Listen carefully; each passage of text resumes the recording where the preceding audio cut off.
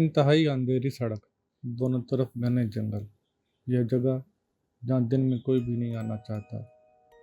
رات کے اس وقت بالکل خاموش ہے۔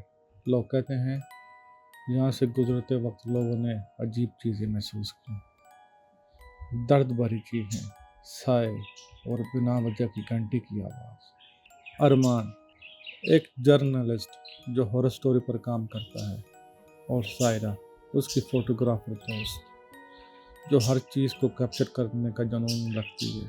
آج وہ دونوں اس سڑک کی اصل سچائی جاننے آئے ہیں۔ جنگل کے اندر بڑھتے ہوئے گھنٹی کی آواز اور تیز ہونے لگتی ہے، لیکن کسی کو گھنٹی کا پتہ نہیں۔ ہر طرف صرف اندھیرا ہے اور ایسا لگتا ہے جیسے کوئی انہیں دیکھ رہا ہو۔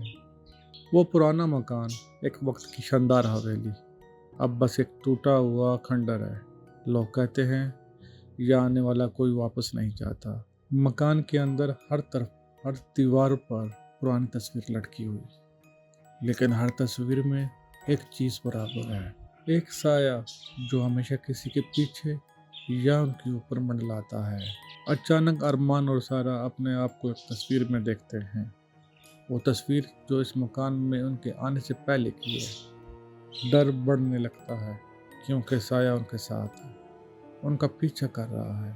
یہ مکان ایک پرانی اسلم تھی جہاں کے پیشنٹ کبھی زندہ واپس نہیں آئے۔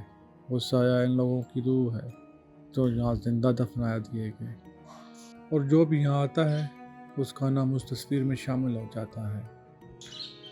ارمان اور سارہ اس تصویر میں قید ہیں۔ ان کی آخری نشانی یہ کیمرے کی ریکارڈنگ ہے جو صرف ایک گھنٹی کی آواز اور چیخیں سناتا ہے۔ اب وہ خود کبھی واپس نہیں آئیں گے۔ کیا یہ بس ایک کہانی تھی یا پھر سچائی اس اندھیری سڑک کے راز میں چھپی ہوئی ہے؟ یہ فیصلہ اب آپ کا ہے۔